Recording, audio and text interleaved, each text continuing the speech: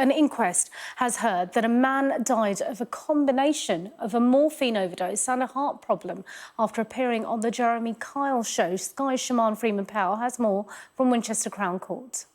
This inquest has been adjourned on multiple occasions, so today is the first day of the full hearing, and we've gone through lots of communications between close relatives of Steve Dymond around the time that Steve died, because of course he was found dead at his home just around 7 days after appearing on the Jeremy Kyle show. Now, at this inquest, they've been looking at the circumstances of this death, looking at his participation with the ITV production, as well as his mental health issues and relationships he had with his family. We heard from his son, Carl Whoolley, who explained that him and his dad had a strained relationship, but how he had spoken to his father shortly after he had appeared on the Jeremy Kyle show. Carl described Steve Dymond as being very upset at the fact that he was called a liar on this show after failing a lie detector test that was taken to prove that he hadn't cheated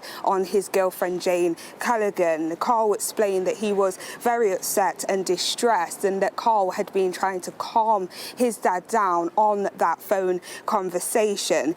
He said that he'd spoken to him several times up until his death. However, a representative for Jeremy Kyle highlighted that in a note left after he took his own life, Steve didn't mention appearing on the Jeremy Kyle show. He did, though, speak about being upset and heartbroken about the failed relationship with Jane Callaghan, saying that his life felt empty without Jane. We also heard from Steve Dymond's brother, Leslie Dymond, too. He started a written witness statement explaining that throughout his life he looked up to his brother Steve, that Steve had the good looks, the car and the girlfriends, and he believed that his brother had been settled with Jane Callaghan, which says that he too also had communication with his brother shortly after Steve appeared on the Jeremy Kyle show. He described that conversation as him sounding completely broken, frightened,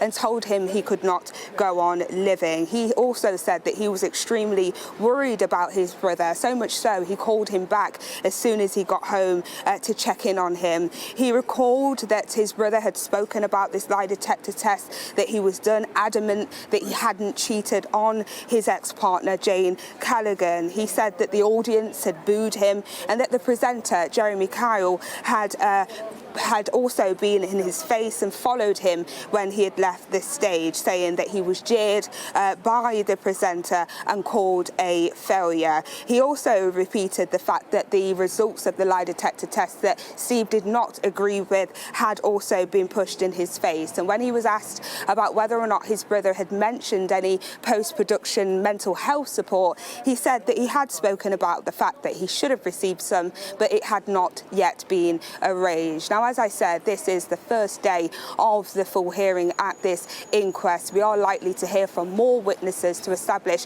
the circumstances of Steve Dymond's life and get a better understanding of what was going on leading up to the days that he took his own life.